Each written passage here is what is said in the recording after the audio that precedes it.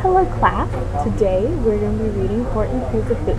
So remember how yesterday we were asking questions before we read the book? Well, today we're going to be asking questions while we read to see if we can figure out what's going to happen.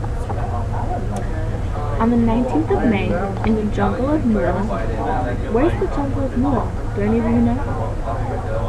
In the heat of the day, in the cool of the pool, he was splashing, enjoying the jungle's great joy, when Horton the elephant heard a small noise. What noise did he hear?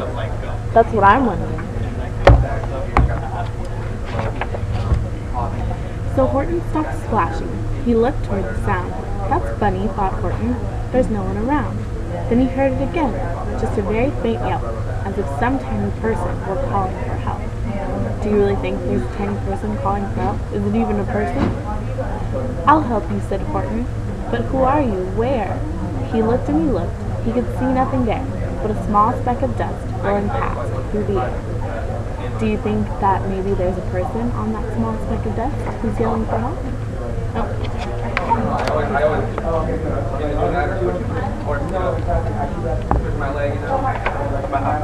I say, murmured Horton, I've never heard tell of a small speck of dust that was able to yell. So you know what I think? Why, I think there must be someone on top of the small speck of dust. Some sort of creature of very small size, too small to be seen by an elephant's eyes. So maybe there is a small person on this speck of dust.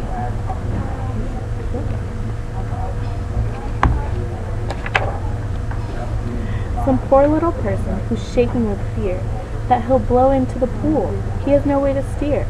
I'll just have to save him because after all, a person's a person, no matter how small. How is Horton planning on saving this person, if it is even a person at all?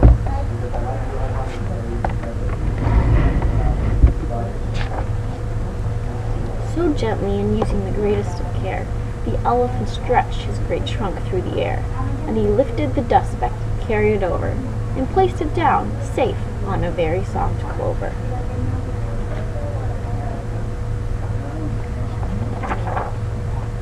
Humph, humphed a voice. Whose voice is that? 'Twas a sour kangaroo. Why is she sour? And the young kangaroo in her pouch said humph, too. Why, that speck is as small as the head of a pin.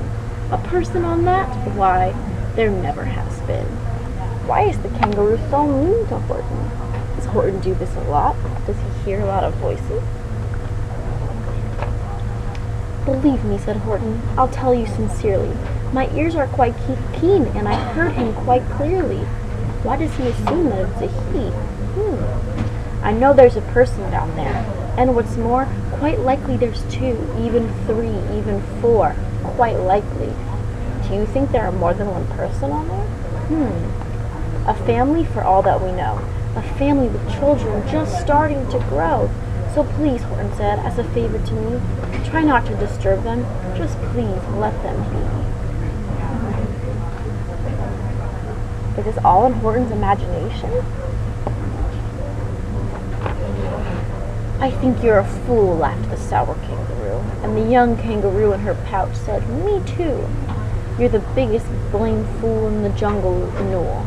Does Horton have many friends? Is that why she's making fun of him?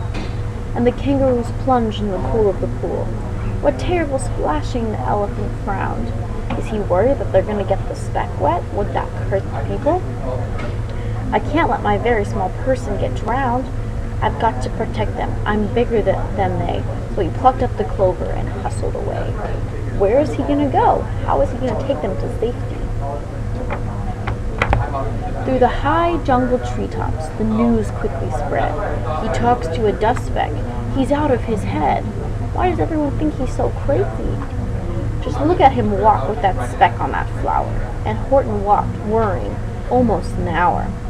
Should I put this speck down? Horton thought with alarm. If I do, these small persons may come to great harm. I can't put it down, and I won't, after all. A person's a person, no matter how small.